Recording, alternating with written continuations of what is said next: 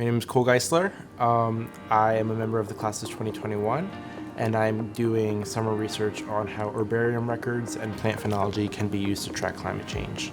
The goal of my research is basically to use historical flowering times to see if those have changed over time. So if plants are flowering earlier or later, the thing is you can't really go back in time to track that yourself. So we have what are called herbarium specimens, which are historical documents and pressed plants and flowers that have been collected throughout years by plant enthusiasts, biology professors. Even Lewis and Clark did this on their travels.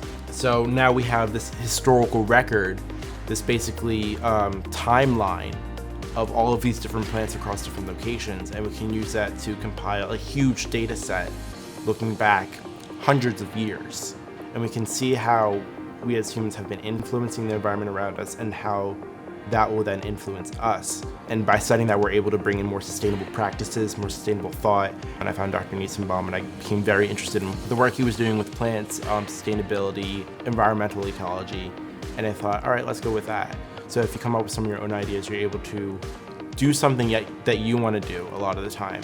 And that may be related to your professor's overall project, but you're able to focus a bit more on something that you want to do, and that helps foster some own independent thought and independent interest throughout your research experience. You definitely have to keep in mind that it's not always going to go the exact way you want it to go, and that's okay, because research is about learning something new.